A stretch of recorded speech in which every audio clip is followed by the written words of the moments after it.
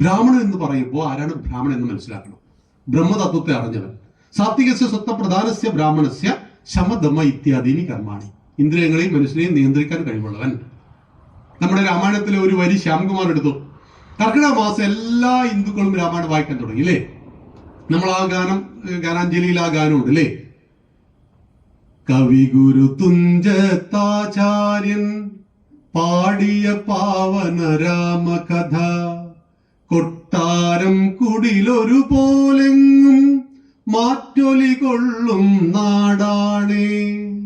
ശങ്കരൻ അദ്വൈതാചാര്യൻ ശ്രീനാരായണ ഗുരുദേവൻ ആത്മീയതയുടെ പൊന്നൊളിയാലെ ദീപ്തി പരത്തിയ നാടാണേ. ആമരമീ മരമെന്നോതി അമരത നേടിയ വനവേടൻ, കടത്തുകാരനെ കെട്ടിപ്പുണരും കാനനഗാമി ഭൂപാലൻ, അരയത്തിപ്പെൺ പെറ്റ മകൻ വേദം നാലായി പകുത്തവൻ, പറച്ചി പെറ്റൊരു പന്തിരുകുലവും തോൾ ചേർന്നമരും നാടാണേ. ഹിന്ദുക്കൾ നാം ഒന്നാണേ. ദർശകരനവധിയുണ്ടാകാം, ദർശന വിവിധതയുണ്ടാകാം, എങ്കിലും അഖിലരും ഒന്നായൊഴുകും സിന്ധു ഭഗീരഥിയൊന്നാണേ. നമ്മളൊന്നാണ്. പറച്ചി പെറ്റ പന്തിരുകുലത്തിലെ 12 പേരാ. വരരുചിക്ക് പറച്ചിയിൽ 12 മക്കളാ. പെറ്റപ്പോ തന്നെ ചോദിച്ചു, വരരുചി വായുണ്ടോ? ആ വായുണ്ട്. എന്നാ പിന്നെ അവര് ദൈവം കൊടുത്തോളും ഭക്ഷണം എന്ന് പറഞ്ഞു. അവിടെ ഇട്ടേച്ച് പോകാൻ പറഞ്ഞു. അതിന് നമ്പൂരി കിട്ടി. അപ്പൊ നമ്പൂരിയുടെ വീട്ടിലെ കുട്ടിയായിട്ട് അഗ്നിഹോത്രിയായിട്ട് വളർന്നു. അപ്പൊ നാരായണത്ത് ഭ്രാന്തം കേട്ടില്ലേ കവിത? അതിൽ നാരായണത്ത് ഭ്രാന്തം പറയുന്നത്, ചത്തമൂട്ടാനൊത്തു ചേരുമാറുണ്ടെങ്ങൾ ചേട്ടന്റെ ഇല്ലപ്പറമ്പിൽ. ചേട്ടന്റെ ഇല്ലപ്പറമ്പിൽ ഞങ്ങൾ ചാത്തമൂട്ടാനിട്ട് ചേരും. ആരൊക്കെയുണ്ട്? ചാത്തനും പാണനും പാക്കനാരും പെരുന്തച്ഛനും നായരും വള്ളുവോനും ഉപ്പുകൊറ്റനും രജകനും കാരക്കലമ്മയും കാഴ്ചയ്ക്കു വേണ്ടി ഞാനും, വെറും കാഴ്ചയ്ക്കു വേണ്ടി ഞാനും. ഞങ്ങൾ ആരൊക്കെയാ സഹോദരങ്ങള്? നമ്പൂരിയുണ്ട്, നായരുണ്ട്, പൊലയരുണ്ട്, ഉപ്പുകൊറ്റനുണ്ട്, രജകരുണ്ട്. 12 മക്കളെ 12 സ്ഥലത്ത് കിട്ടിയപ്പോ 12 വീട്ടിൽ വളർന്നു. ഒരച്ഛന്റെ അമ്മയുടെ മക്കൾ. ചതുർവർണ്ണം മയാസിഷ്ടം ഗുണകർമ്മ വിഭാഗശ. 4 വർണ്ണങ്ങൾ ഞാൻ ഉണ്ടാക്കിയിട്ടുണ്ട്. ഗുണത്തിന്റെ കർമ്മത്തിന്റെ അടിസ്ഥാനത്തിൽ, ജന്മത്തിന്റെ അടിസ്ഥാനത്തിൽ ഭഗവാൻ പറഞ്ഞിട്ടില്ല ഗീതയിൽ. അപ്പോഴാണ് നമ്മുടെ ശ്യാംകുമാർ പറയുന്നത്, ഹിന്ദുക്കളെ, പുലയന്മാരെ, പറയന്മാരെ, ആദിവാസികളെ, നിങ്ങളാരും രാമായണം വായിക്കരുത്. രാമായണം നമുക്കെതിരാ. രാമായണം ഇവർക്കെതിരോ? അതിലൊരു വരിയുണ്ട്, ബാലകാണ്ഡത്തിലൊരു വരിയുണ്ട്. കാരണഭൂതന്മാരാം ബ്രാഹ്മണരുടെ ചരണാരുണാംബുജലീന പാംസു സഞ്ജയം മമ ചേതോദർപ്പണത്തിന്റെ മാലിന്യമെല്ലാം തീർത്തു ശോധന ചെയ്തിടുവാനാവോളം വന്ദിക്കുന്നേൻ. കേട്ടിട്ടില്ല? ബ്രാഹ്മണന്മാരുടെ ചരണം എന്ന് കേട്ടതും ശ്യാംകുമാറിന്റെ കിളിപോയി. എന്തൊരു അസഹിഷ്ണുത! ഇവർക്കാണ് അസഹിഷ്ണുത ശരിക്കുള്ളത്. അസഹിഷ്ണുതയുടെ മരങ്ങളായിട്ട് 100 കൊല്ലം മുമ്പുള്ള ജാതീയതയും പറഞ്ഞു നടക്കുമ്പോൾ നമ്മൾ മഹാഭാരതത്തെ, രാമായണത്തെ തത്വവിചാരം ചെയ്യണം. നമ്മുടെ വിഷയത്തിൽ നിന്ന് അല്പം വ്യതിചലിച്ചു പോയിട്ടുണ്ടെങ്കിലും നമുക്ക് വിഷയത്തിലേക്ക് കടക്കാം. അതായത് സതി ഉണ്ടായി, മാതൃ മരിച്ചു. ഈ കുന്തിയും 5 മക്കളും എവിടത്തേക്ക് ചെല്ലുന്നു? ഹസ്തിനപുരിയിലേക്ക്. യഥാവിധി അവിടെ സ്വീകരിക്കുന്നു മക്കളെ. അവര് അവിടെ വളരുന്നു. പക്ഷേ അപ്പോഴേക്ക് 100 കൗരവന്മാർ അവിടെ ജന്മെടുത്തിട്ടുണ്ട്. അതിൽ രാക്ഷസീയ, മൃഗീയ, ആസുരിക സ്വഭാവത്തിന് ഉടമസ്ഥനായിരുന്നു മൂത്തപുത്രൻ. ആരാത്? ദുര്യോധൻ. അവർ മറ്റൊരു പേരും കൊണ്ട് സുയോധൻ. നന്നായിട്ട് യുദ്ധം ചെയ്യുന്ന ആൾ ദുര്യോധൻ. ആ ദുര്യോധൻ 99 പേരെയും വഷളായി കളഞ്ഞു. ദുര്യോധനെ പോലെ തന്നെയുള്ള ദുശാസനാണ്. ദുര്യോധനെ പോലെ തന്നെയുള്ള 2 പേരെ വെച്ചാൽ ബാക്കി 98 ആളുകളെയും വഷളാക്കിയതാരാണ്? ഈ 2 പരമാധികാരൻ ജ്യേഷ്ഠനാണെന്ന്. ജ്യേഷ്ഠനാണ് യുവരാജാവ്. അപ്പോൾ ഞങ്ങൾക്ക് അർഹതപ്പെട്ടതല്ലേ രാജ്യം? പാണ്ഡുവിന്റെ മക്കൾ തിരിച്ചു വന്നാൽ യോഗ്യരാക്കി അവരെ വളർത്തിയിട്ട് പാണ്ഡുവിന്റെ മൂത്ത പുത്രന്റെ കയ്യിൽ രാജ്യത്തെ സമർപ്പിക്കണമെന്ന കണ്ടീഷനിൽ മറ്റൊരു മാർഗവും ഇല്ലാത്തതുകൊണ്ട് കണ്ണുപൊട്ടൻ രാജാവായതാ. ഈ മക്കളെ യഥാവിധി വളർത്തി വലുതാക്കണം. മൂത്തച്ഛന്റെ കടമയാ അല്ലേ? ചിലപ്പോ അച്ഛന്റെ അനിയനൊക്കെ പെട്ടെന്ന് മരിച്ചു പോയാൽ ആ മക്കളെയൊക്കെ മൂത്തച്ഛന്മാർ നോക്കിയില്ലേ? എങ്ങനെ സംരക്ഷിക്കുന്നുണ്ട്? മക്കളെ പോലെ തന്നെ സംരക്ഷിക്കുന്നില്ലേ? നമ്മുടെ നാട്ടിലൊക്കെ എത്ര സംഭവങ്ങൾ കാണാം. ഇതുപോലെ സംരക്ഷിക്കപ്പെടേണ്ട ഈ മക്കളെ നിരന്തരം ദ്രോഹിച്ചു. ഭീമന് വിഷം കൊടുത്ത് പുഴയിൽ, ഭീമനോടായിരുന്നു ദുര്യോധന ഏറ്റവും പക. ഒരുപാട് സംഭവങ്ങൾ. ഭീമനെ വിഷം കൊടുത്ത് പുഴയിലേക്ക് തള്ളി, അരക്കില്ലത്തോട് ചുട്ടുകൊല്ലാൻ നോക്കി, അവിടുന്ന് അവർ രക്ഷപ്പെട്ട് കാട്ടിലേക്ക് എത്തി. ഇങ്ങനെ ഒരുപാട് കാര്യങ്ങൾ കഴിഞ്ഞ് അവർ പതുക്കെ വളരാൻ തുടങ്ങി. അങ്ങനെ അവരെ നാട്ടിൽ വെച്ചിട്ട് ദ്രോണാചാര്യൻ എന്ത് ചെയ്തു? അസ്ത്ര ശസ്ത്ര പഠനങ്ങളൊക്കെ നടത്തി. രണ്ടുപേരും യോഗ്യരായി മാറിയപ്പോ ഗുരുനാഥൻ ഗുരുദക്ഷിണ ചോദിച്ചു. ഗുരുദക്ഷിണ ചോദിച്ചത്, പാഞ്ചാലദേശത്തെ രാജാവ് ദ്രുപദനെ പിടിച്ചുകെട്ടി എന്റെ മുന്നിൽ കൊണ്ടുവരണം. പണ്ട് എന്നെ ആരാ അവമാനിച്ചിട്ടുണ്ട്? ദ്രുപദനെ അവമാനിച്ചിട്ടുണ്ട്. ഇതൊരിക്കലും ഒരു ഗുരു ചോദിക്കാൻ പാടില്ല. വ്യക്തിയാധിഷ്ഠിതമായ കാര്യങ്ങൾ അറിയിക്കുന്നവർ ചോദിക്കുന്നവരല്ല ഗുരു. ഗുരുവിന്റെ പ്രതികാരം പറ്റുമെങ്കിൽ ഗുരു തീർക്കണം. അതിന് ശിഷ്യന്മാരെ ഉപാധികളാക്കിയ അന്ന് അദ്ദേഹത്തിന്റെ ഗുരുത്വം നശിച്ചു. ഏകലവ്യൻ പ്രതിമ ഉണ്ടാക്കി വെച്ചിട്ട് ഏകാഗ്രതയോടുകൂടി അദ്ദേഹം അഭ്യാസം നടത്തിയിട്ടാണ് അർജുനെ വെല്ലുന്ന രീതിയിൽ വേട്ടപ്പട്ടിയുടെ വായിലേക്ക് 7 അമ്പുകൾ കൊണ്ട് തുന്നിക്കളഞ്ഞു. വേട്ടപ്പട്ടിയുമായിട്ട് കാട്ടിൽ നായാട്ടിന് പോയ സമയത്ത് കുരച്ചുകൊണ്ടിരിക്കുന്ന ഏകലവ്യന്റെ അരികിലേക്ക് ചെന്നപ്പോൾ 7 അമ്പുകള് നിമിഷം കൊണ്ട് ഒന്നിച്ചയച്ചിട്ട് ആ വായ തുന്നിക്കെട്ടിയത് കണ്ടപ്പോൾ ഇവൻ കാരണം എന്റെ അർജുനന്റെ കീർത്തി കുറയുമെന്ന് മനസ്സിലാക്കിയ ഗുരു ഒരിക്കലും ഒരു ശിഷ്യനോട് കാണിക്കാൻ പാടില്ലാത്ത തള്ളവിരൽ ചോദിച്ചു വാങ്ങിയപ്പോൾ മറ്റൊരു ശിഷ്യനാൽ കഴുത്തറക്കപ്പെട്ടു. ആര്? ദ്രോണ. ഞാൻ ഇന്നലെ പറഞ്ഞു കർമ്മഫല സിദ്ധാന്തം. 3 രാജകുമാരിമാരെ അച്ഛന്റെയും സഹോദരങ്ങളുടെയും മുന്നിൽ വെച്ച് എല്ലാവരെയും അവഹേളിച്ച് അപമാനിച്ച് ഇറക്കിക്കൊണ്ടുവന്ന കൊടിയ പാപത്തിന് ബദലായിട്ട് അദ്ദേഹത്തിന് 2000-ഓളം അമ്പുകൾ ശരീരത്തിലൂടെ കടന്നുപോയി ശരശയ്യയിൽ കിടക്കേണ്ടി വന്നു.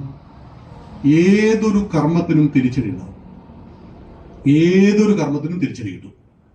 കാഞ്ചി ശങ്കരാചാര്യരെ ഒരു കാരണമില്ലാതെ അറസ്റ്റ് ചെയ്ത് ജയലളിത. പ്രത്യേകിച്ച് ഒരു കാരണം ഉണ്ടായിരുന്നില്ല. ഒരു കള്ളക്കേസിൽ കുടുക്കിയിട്ട് കോടതി അദ്ദേഹത്തെ വെറുതെ വിടുകയാണ് ചെയ്തത്. അതേ ജയലളിത 19 ദിവസം ജയിലിൽ കിടന്നു. ഓർമ്മയില്ലേ? 19 ദിവസം ജയലളിത ജയിലിൽ. ഏത് കർമ്മത്തിനും തിരിച്ചടി ഉണ്ടാവും. ബംഗാരു ലക്ഷ്മണനെ പച്ചക്ക് പറ്റിക്കുകയാണ് ഈ തേജുപാൽ ചെയ്തത്. ഇവിടെ എന്തായിരുന്നു ആ ടി വി ഉണ്ടല്ലോ, രാജ്യത്തെ ടിവിയുടെ ആണ്. കാരണം എനിക്ക് വളരെ തിരക്കാണ്, അതുകൊണ്ട് അങ്ങ് തൽക്കാലം പാർട്ടിക്കുള്ള സംഭാവന അങ്ങ് തന്നെ കൊടുത്തോളൂ എന്ന് പറഞ്ഞിട്ട് 50,000 രൂപയുടെ ഒരു കിട്ട് ആർക്ക് കൊടുത്തു? പെട്ടെന്ന് എന്ത് ചെയ്യണമെന്ന് ഈ ബംഗാരു ലക്ഷ്മണൻ അറിഞ്ഞില്ല. അയാൾ അത് എടുത്തിട്ട് പട്ടികവർഗ സമൂഹത്തിൽ നിന്നും വളർന്ന BJP-യുടെ അഖിലേന്ത്യാ പ്രസിഡന്റായ ഒരു വ്യക്തിയാണ് അയാൾ. അതെടുത്തിട്ട് മേശയിലിട്ടു. ഇതിവര് ക്യാമറയിൽ പാർത്തുണ്ടായിരുന്നു.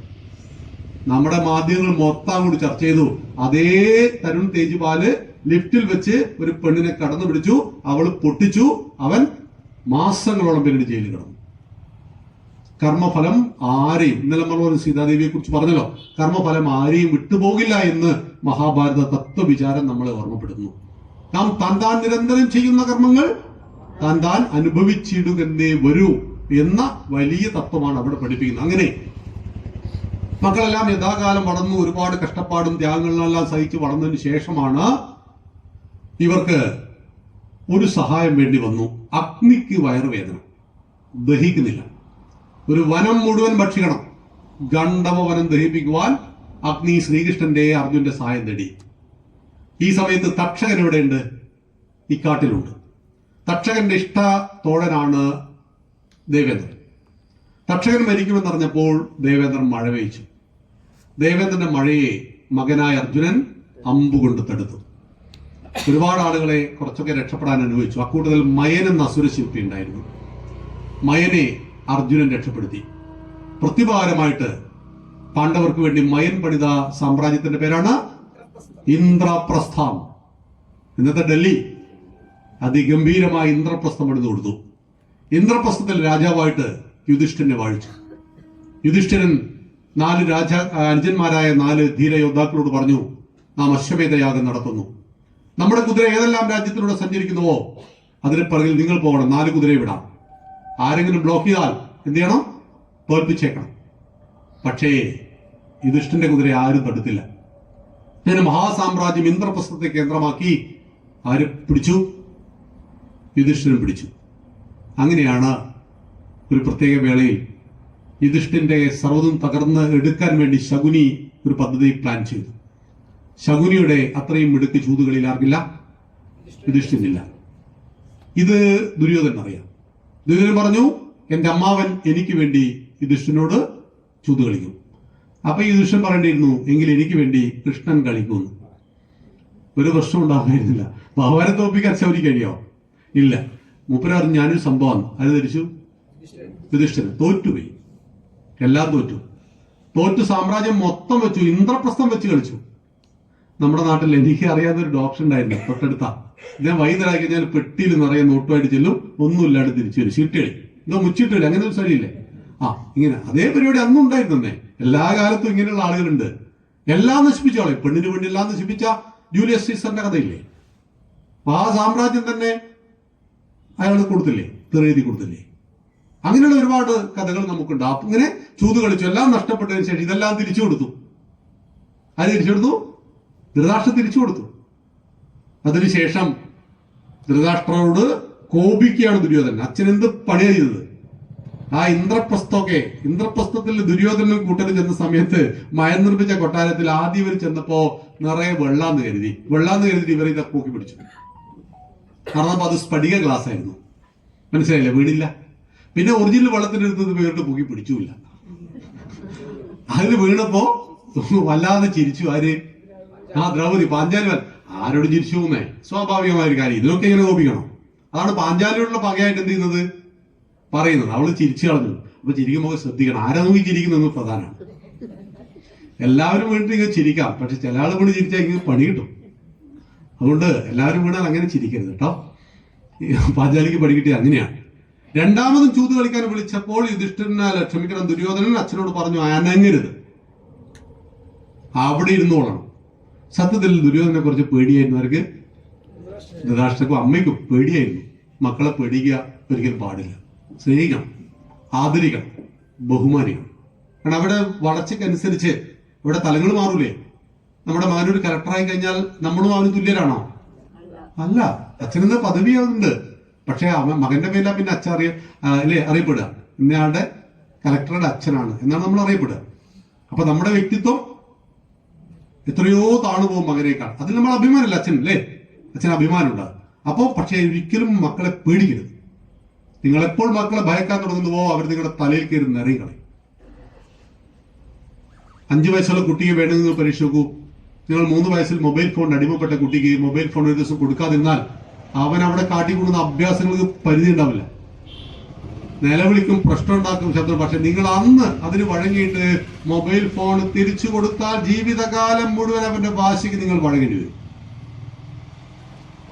അതുകൊണ്ട് മക്കളെ വളർത്തുമ്പോൾ 3 നിയമങ്ങൾ പറയുന്നുണ്ട്. എന്താ പറയുന്നത്? ലാളനേത് 5 വർഷാണി 10 വർഷാണി ശിക്ഷയേ ശേഷം സമഭാവന. 5 വയസ്സ് വരെ മോനെ ചക്കരയെ ലാളിച്ച് വളർത്തണം. 5 വയസ്സ് മുതൽ 15 വയസ്സ് വരെ ശിക്ഷണം നൽകി വളർത്തണം. ശിക്ഷയല്ല കേട്ടോ, ശിക്ഷണം. തെറ്റാണെന്ന് മനസ്സിലാക്കി കുട്ടി സ്വയം തിരുത്തുവാൻ പ്രേരിപ്പിക്കുന്ന എല്ലാ ശിക്ഷയുടെ പേരും ശിക്ഷണം എന്നാണ്. 15 വയസ്സ് കഴിഞ്ഞാൽ തോളിൽ കയറ്റി നടക്കണം. 15 വയസ്സ് കഴിഞ്ഞ് പെൺകുട്ടിയുടെ ഏറ്റവും വലിയ സുഹൃത്താരാ? അമ്മയായിരിക്കും. ലവ് ലെറ്റർ വന്നാൽ ലവ് ലെറ്റർ ഇപ്പൊ ഇല്ല കേട്ടോ. ഇപ്പൊ എല്ലാ പരിപാടിയൊക്കെ ഇൻസ്റ്റാഗ്രാമില്ല. അമ്മ വരുന്നത് വാട്സപ്പിലൂടെ വിളിക്കുന്നത്. അമ്മ കൊടുത്തത് വാട്സപ്പ് ആയിരുന്നു. വാട്സപ്പിലൊന്നുമല്ല, ടെലഗ്രാമിലാ.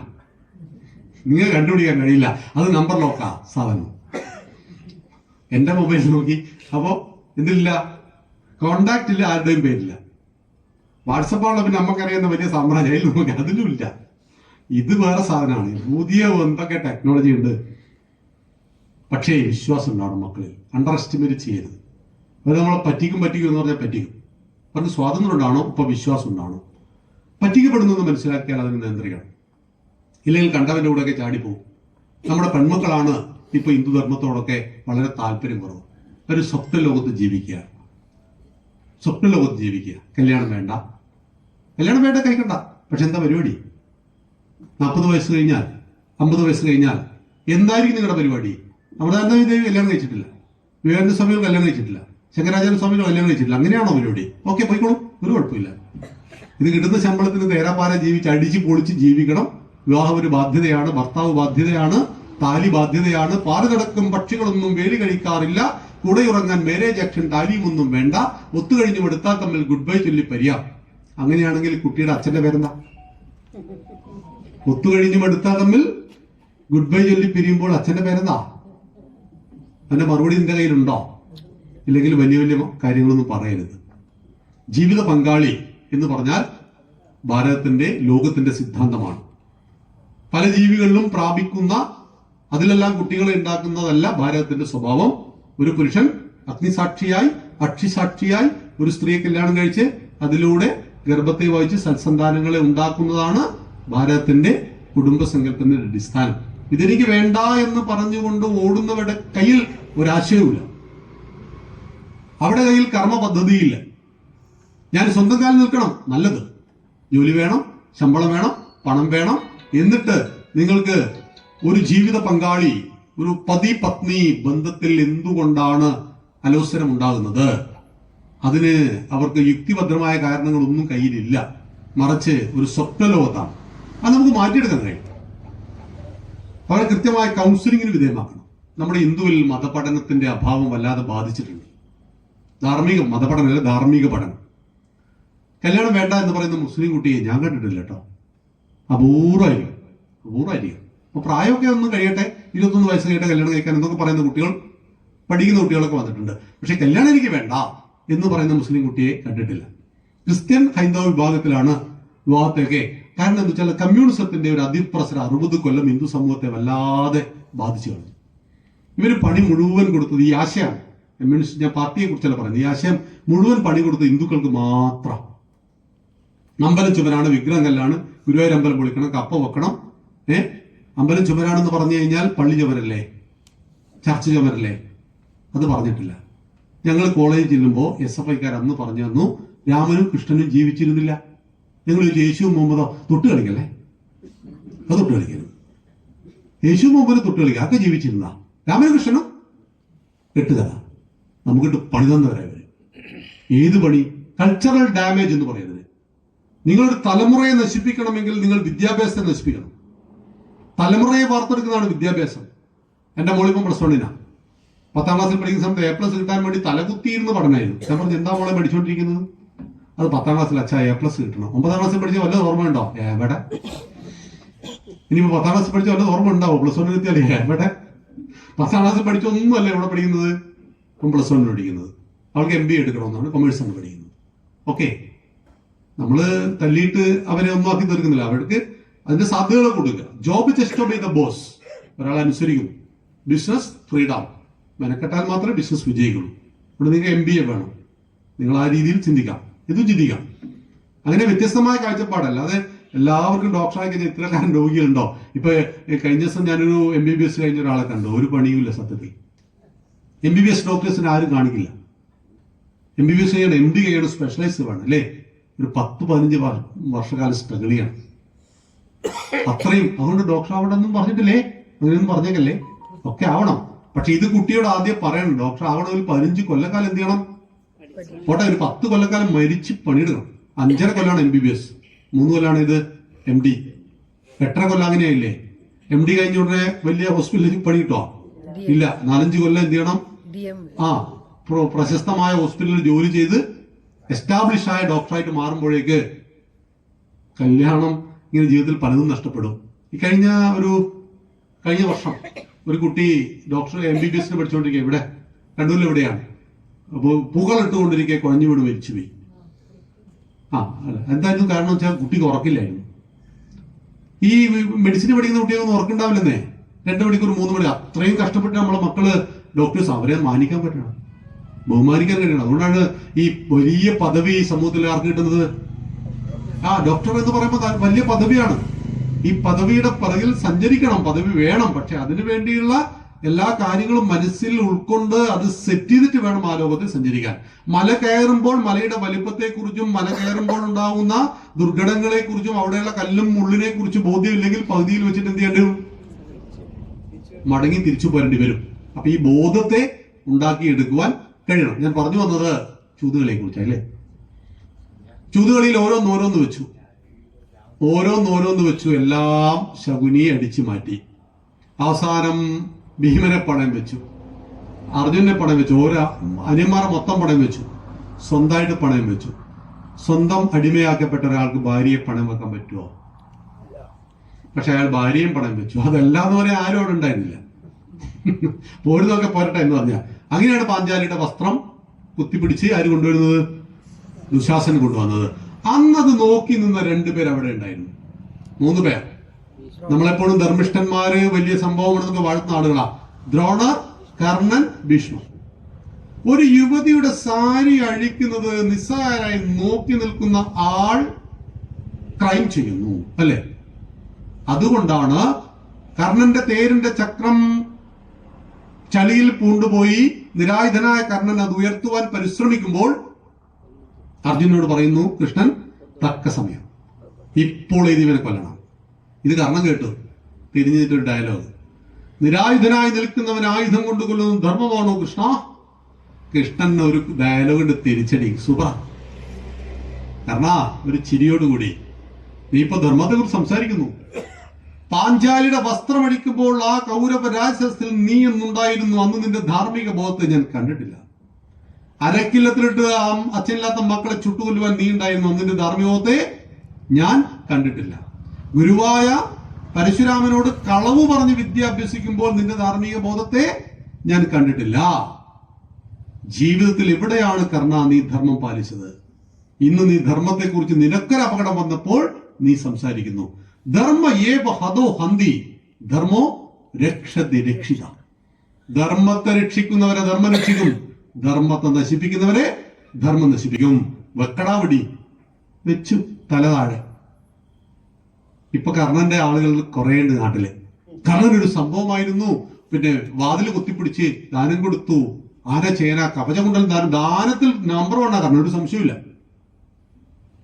പക്ഷേ ഈ മഹാനായ കർണനെ ആര് കൊന്നു എന്നുള്ളൊരു ചോദ്യം വരും. ആര് കൊല്ലിച്ചു എന്ന ചോദ്യം വരും. അപ്പൊ പേര് പറയണം. ആരാ ഒന്ന്? നരനാരായണന്മാർ. അർജുന കൃഷ്ണനാരാ? നരനാരായണന്മാർ. വിഷ്ണുവിന്റെ 9ാമത്തെ അവതാരമായ ശ്രീകൃഷ്ണൻ ചതിയിൽ കൊന്നു. ആരെ? കർണൻ. അല്ലാതെ കർണനോട് ഇഷ്ടം കൊണ്ടൊന്നല്ല. ഈ ഹിന്ദു വിരുദ്ധന്മാർക്ക് കർണനോട്, അവര് കർണനെ കൊന്നാലും എന്താ കുഴപ്പം? നീ വൈരുദ്ധ്യാധിഷ്ഠിത ഭൗതികത്തിൽ വിശ്വസിക്കുന്നില്ല. ഞങ്ങളെ കർണനെ ഞങ്ങൾ കൊന്നില്ല. എന്തൊക്കെ ചെയ്തോ? എനിക്ക് ചെയ്തിട്ടുണ്ട് കേട്ടോ. കർണൻ അങ്ങനെയൊന്നും കൊല്ലാൻ പാടില്ല. കാരണം ഞങ്ങളെ ആളാ. ഇപ്പൊ കർണനുള്ള പ്രേമല്ലത്, മറിച്ച് ഹിന്ദുവിനോടൊരു പണി കൊടുക്കാനുള്ള അവസരം തേടി നടക്കുക. ഗഡോൽക്കിജനോടൊക്കെ ഇപ്പൊ എന്താ പ്രേമം? ഗഡോൽക്കിജൻ കണ്ടില്ലേ? ആദിവാസിയായതുകൊണ്ട് ഗഡോൽക്കിജനെ കൊന്നു. M D വാസുദേവനായിട്ട് 2ാം മൂടം. 2ാം മൂടത്തിൽ ഇതാണ്. കൃഷ്ണൻ കൊല്ലിച്ചു. ആരെ? അപ്പൊ അഭിമന്യു മരിച്ചതോ? അത് പ്രശ്നമില്ല. അർജുന്റെ മോൻ മരിച്ച പ്രശ്നമില്ല. നിങ്ങൾക്ക് അർജുന്റെ മോൻ മരിച്ച പ്രശ്നമല്ല. ആരെ മോൻ മരിക്കരുത്? ഭീമന്റെ മോൻ മരിക്കണം. എന്താ ഭീമന്റെ മോൻ എന്താ കൊമ്പുണ്ടാ? നമുക്കിട്ട് പണിയാ. ഉള്ളിൽ കയറിയാൽ പുറത്തിറങ്ങാൻ എനിക്ക് കഴിയില്ലെന്ന് അറിഞ്ഞുകൊണ്ട് തന്നെയാണ് ചക്രവ്യൂഹത്തിന്റെ ഉള്ളിലേക്ക് ആര് കയറിയത്? കാരണം പൂർണ്ണമായിട്ട് ആ വിദ്യ അറിയില്ല. പക്ഷെ രാജാവിനെ തടവുകാരനായിട്ട് യുധിഷ്ഠിരനെ പിടിച്ചു കഴിഞ്ഞാൽ രാജ്യം, യുദ്ധം അന്ന് തീരുമെന്ന് അറിയാവുന്നതുകൊണ്ടാണ് 64 യോജന അപ്പുറത്ത് അച്ഛൻ യുദ്ധം ചെയ്യുന്നു. അച്ഛന് ഒരിക്കലും ഇവിടത്തേക്ക് എത്താൻ കഴിയില്ല. അർജുനന് മാത്രമേ ചക്രവ്യൂഹത്തെ ഭേദിക്കുവാനുള്ള വിദ്യ അറിയാമുള്ളൂ, എനിക്ക് മുക്കാലേ അറിയുള്ളൂ എന്നറിഞ്ഞിട്ടും അതിന്റെ ഉള്ളിലേക്ക് ആര് കയറി? അഭിമന്യു കയറി. പിറകിൽ നിന്ന് കർണനും ജയദ്രഥനും കൊന്നുകളഞ്ഞു. അതിലൊന്നൊരു കുഴപ്പവും ഇവരിക്കില്ല. ഇല്ലേ? യുക്തിവാദികൾക്ക് അതിലൊന്നൊരു കുഴപ്പമില്ല. സണ്ണി പി കപിക്കാരന് അതിലൊരു കുഴപ്പമില്ല. ആരെ മരിക്കരുത്? മരിക്കരുത്. ഹിഡുംബി എന്ന കാട്ടുപെണ്ണിനുണ്ടായ ആളാണ് ആര്? നോക്കൂ, ഭീമന്റെ ഒരു ഭാര്യയുടെ പേര് ഹിഡുംബിയാണ്. അർജുന്റെ ഒരു ഭാര്യയുടെ പേര് ഉലൂബി എന്ന മത്സ്യകന്യയാണ്. മുക്കുവ സ്ത്രീയെ കല്യാണം കഴിക്കുവാൻ തടസ്സമുണ്ടായിരുന്നോ?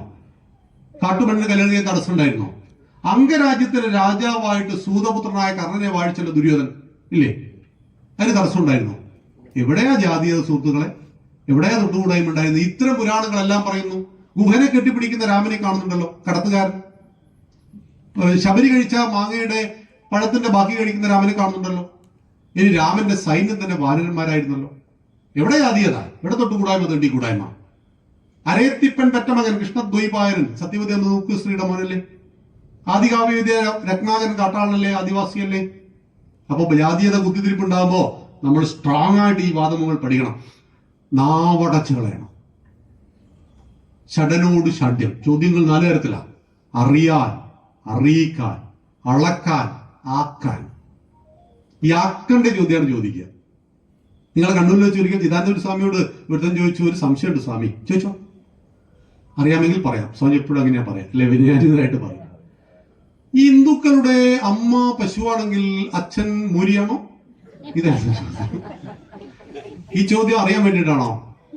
അല്ല, ആക്കാൻ വേണ്ടിയ ചോദ്യം. സ്വാമി എന്ത് പറഞ്ഞു? മൂരിക്ക് കുട്ടി ഉണ്ടാവില്ലെന്ന് അറിയാത്ത മൂരിയായി പോലോ താൻ. അതിന്റെ ഉത്തരം അതാ. മൂരി കുട്ടി ഉണ്ടാവോ? ഇല്ല, കാളയുടെ പ്രത്യുൽപാദന ശേഷി തകർത്തിട്ടാണ് അതിന് മൂരിയാക്കുക. മൂരി കുട്ടി ഉണ്ടാവില്ല. കാളയാണ് ഹിന്ദുവിന്റെ അച്ഛൻ. അതേ, പരമേശ്വരന്റെ വാഹനമാണ് കാള. കാളയുടെ 4 കാലുകൾ ചതുർവിധ പുരുഷാർത്ഥങ്ങളാണ്: ധർമ്മം, അർത്ഥം, കാമം, മോക്ഷം. ധർമ്മം സഞ്ചരിക്കുന്നത് കാളപ്പുറത്തായതുകൊണ്ട് ഞങ്ങളുടെ അച്ഛൻ കാളയാണെന്ന് പറഞ്ഞാൽ പോലീസ് പിടിക്കുക? ഇല്ല. നമ്മുടെ ഉദാത്തമായ സങ്കല്പം ഈ വിഡ്ഢികൾക്ക് അറിയില്ല. സംരക്ഷിക്കപ്പെടേണ്ട സകലനും അമ്മയായി കണ്ടവരാ നമ്മൾ ഹിന്ദുക്കൾ. വെള്ളം കിട്ടാത്ത ഒരു ലോകത്തെ കുറിച്ച് ചിന്തിക്കുവാൻ സാധ്യമല്ലാത്തതുകൊണ്ട് വെള്ളം കിട്ടുന്ന സകല സ്രോതസ്സുകളെയും ഹിന്ദുക്കൾ അമ്മയായി കണ്ടു. കടലിനെ കടലമ്മ എന്ന് വിളിച്ചു, ഗംഗയെ ഗംഗാ മാതാവ് എന്ന് വിളിച്ചു. നാം ജനിച്ചതും ജീവിക്കുന്നതും മരിച്ചാൽ ചേർന്നതും ഈ മണ്ണിലായതുകൊണ്ട് ഈ മണ്ണിനെ മഞ്ഞും മലയും മരുഭൂമി നിറഞ്ഞ് വെറും ഒരു കരയായി ഭാരതം കണ്ടില്ല. മാതാ ഭൂമി പുത്രോഹം പൃഥിവ്യ. ഈ മണ്ണിന്റെ അമ്മയാണ് ഞാൻ, ഈ മണ്ണിന്റെ പുത്രനാണ്. അമ്മയുടെ മുലപ്പാലൊപ്പം നാം കുടിച്ചു വളർന്ന പാല് പശുവിൻ്റെതായതുകൊണ്ട് ഭാരതം പശുവിന് അമ്മയുടെ സ്ഥാനത്തെ നൽകി ഗോമാതാവ് എന്ന് പറഞ്ഞു. അപ്പൊ ഇവർക്കെല്ലാം പശുവിനെ കൊന്നേ മതിയാവുള്ളൂ. പശുവിനെ നാണമില്ലാതെ നന്ദിയില്ലാതെ തിന്ന 2 വിഭാഗം മാത്രമേ ഈ ഭൂമിയിലുള്ളൂ. അതൊന്ന് കേരളീയരും ഒന്ന് തമിഴ്നാട്ടുകാരും. നന്ദി എന്ന വാക്ക് എന്താണെന്ന് ഇവർക്ക് മനസ്സിലായിട്ടില്ല. പാല്, മോര്, തൈര്, നെയ്യ്, വെണ്ണ, ഇതിലേതെങ്കിലും ഒന്ന് ഇന്ന് കഴിക്കാത്ത ആരെങ്കിലും കൊടുത്തിട്ടുണ്ടോ? ഉണ്ടാവില്ല. ഗുരുവായൂർ അമ്പലത്തിന്റെ ശ്രീകോവിൽ അശുദ്ധി ഉണ്ടായാൽ ശുദ്ധി കലശത്തിന് വേണ്ടി ഹിന്ദുക്കൾ ഉപയോഗിക്കുന്നത് ഒരു മൃഗത്തിന്റെ വിസർജ്യ ചാണക വെള്ളം കുടിച്ചിട്ടാണ് ശുദ്ധീകരിക്കുന്നത് എന്ന് മനസ്സിലാക്കണം. ഗോമൂത്രം കൊണ്ട് ആയുർവേദത്തിലെ എന്തൊക്കെ മെഡിസിൻ ഉണ്ടാക്കുന്നു. ആ പശു എല്ലാ കാലത്തും ജീവിച്ചത് മനുഷ്യ സമൂഹത്തിനൊപ്പ. കാട്ടുകോഴിയുണ്ട്, നാട്ടുകോഴിയുണ്ട്, കാട്ടുപന്നിയുണ്ട്, നാട്ടുപന്നിയുണ്ട്, കാട്ടുപോത്തുണ്ട്, നാട്ടുപോത്തുണ്ട്. കാട്ടു പശു കേട്ടിട്ടുണ്ടോ? കാട്ടിൽ പശുവില്ല. എല്ലാ കാലത്തും പശു ഗോപാലൻ, ഗോക്കളെ പരിപാലിക്കാൻ വേണ്ടി 9ാമത് അവതാരം പൂണ്ട മണ്ണായത്. ആ പശുവിനെ അമ്മയായി കണ്ടുകരുതി ഹിന്ദുക്കൾ ആരാധിക്കുമ്പോൾ അതിനെ കണ്ണൂർ ജില്ലയിലെ ഒരു നേതാവ് ലോറിയിലിട്ട് വെട്ടി. ഇല്ലേ? എന്താ, റിജിൽ പൂക്കുറ്റി, എന്താ പേര്? റിജിൽ മാക്കുറ്റി. എന്തൊരു കുറ്റിയാട്ടെ, നമുക്ക് അംഗീകരിക്കാൻ കഴിയത്? ഗോമാതാവിനെ പച്ചക്ക് കൊന്നു. പച്ചക്ക്. 965 വരെ ഈ കോൺഗ്രസിന്റെ നടുക്കുള്ള ചിഹ്നേതായിരുന്നു? പശുവും കിടാവായിരുന്നു. അവിടെ ത്രിവർണ പതാകയുടെ മധ്യത്തിൽ പശുവും കിടാവായിരുന്നു അവിടെ ചിഹ്നം. മഹാത്മാഗാന്ധി ഒരിക്കൽ പറയുകയുണ്ടായി 46-ൽ, രാഷ്ട്രത്തിന് സ്വാതന്ത്ര്യം കിട്ടിയില്ലെങ്കിൽ കൂടി സമ്പൂർണ്ണ ഗോവധ നിരോധന നിയമം നടപ്പിലാക്കണം എന്റെ ഭാരതത്തിൽ. സ്വാതന്ത്ര്യത്തെക്കാളേറെ ഗോവധ നിരോധനത്തിന് പ്രാധാന്യം കൊടുത്ത ആളാണ് ആര്? ഗാന്ധിജി. ഒരു കൈയിൽ തുളസിമാലയും മറുകയിൽ ഭഗവത്ഗീതയുമായിട്ട് സമാജത്തിൽ ഇറങ്ങിയ ഗാന്ധിയോട് ഭാരതീയർ ചോദിച്ചു, സാഹിബിനെ ഓടിച്ചിട്ട് ഇപ്പൊ ഏത് രാജ്യം ഉണ്ടാക്കാൻ പോകുന്നത്? ഗാന്ധി ഏത് രാജ്യമാണ് പറഞ്ഞത്? രാമരാജ്യം. രാമരാജ്യമാണ് ഉണ്ടാക്കാൻ പോകുന്നത്. ജനങ്ങൾക്ക് ഒരു സംശയം ഉണ്ടായിരുന്നില്ല. അപ്പൊ ഞാൻ പറഞ്ഞു വന്ന കാര്യം, എല്ലാം പരാജയപ്പെട്ടു, ഭാര്യയും പണയം വെച്ചു, എല്ലാം നഷ്ടപ്പെട്ടപ്പോൾ ശിക്ഷ വിധിച്ചു. ശിക്ഷ ഏതായിരുന്നു? 12 കൊല്ലത്തെ കാരണവാസം, 1 കൊല്ലത്തെ അജ്ഞാതവാസം. 13 കൊല്ലം കഴിഞ്ഞ് നിങ്ങൾ വരിക, നിങ്ങളുടെ ഇന്ദ്രപ്രസ്ഥം അടക്കമുള്ള രാജ്യം തിരിച്ചു പിടിക്കുക. പണയം വെച്ച് കളിച്ച രാജ്യം തിരിച്ചു കൊടുക്കാൻ, അല്ലാതെ അസ്ഥിരവൃത്തിന് വേണ്ടിയിട്ടല്ല ചോദിച്ചത്. പണയം വെച്ചില്ലേ രാജ്യം? ഏത് രാജ്യം? അസ്ഥിരപുരി പണയം വെക്കാൻ യുധിഷ്ഠിരന് പറ്റുമോ? യുധിഷ്ഠിരന്റെ അത് രാജാവ് ധൃതരാഷ്ട്രല്ലേ? പണയം വെച്ചത് ഇന്ദ്രപ്രസ്ഥാണ്. മയനുണ്ടാക്കി കൊടുത്ത കൊട്ടാരം അടക്കമാണ് പണയം വെച്ച് കളിച്ചത്. ഈ കൊട്ടാരം കിട്ടാൻ വേണ്ടിയിട്ടാണ് ഇയാൾ എന്ത് ചെയ്ത്? അന്ന് ദ്രൗപദിയുടെ ഒരു ചിരിയുണ്ടല്ലോ, അതിന് പണി കൊടുക്കാൻ വേണ്ടി തന്നെയാണ് ഈ ചൂത് കളിച്ചത്. 13 കൊല്ലം കഴിഞ്ഞ് അവർ തിരിച്ചു വന്നു. അജ്ഞാതവാസം വിജയിച്ചു, കാനനവാസവും വിജയിച്ചു. തിരിച്ചു കൊടുക്കണം രാജ്യം, കരാർ പാലിച്ചില്ല. ഭഗവാൻ ദൂതുമായി ചെന്നു, പാതിരാജ്യം കൊടുത്തില്ല, കാൽഭാഗം കൊടുത്തില്ല. 5 പേർക്ക് 5 ഗ്രാമം, 5 പേർക്ക് 1 ഗ്രാമം, 5 പേർക്ക് 5 വീട്, 5 പേർക്ക് 1 വീട്. ഭഗവാൻ ചുരുങ്ങുന്ന രംഗം മഹാഭാരതത്തിൽ ഈ ദൂതിൽ സൗമ്യമായ ഭാഷണത്തിൽ കാണാം. ഒന്നും കൊടുത്തില്ല. ഒട്ടുസൂചി കുത്താളിടം പോലും ഇവിടെ ഇല്ല എന്ന്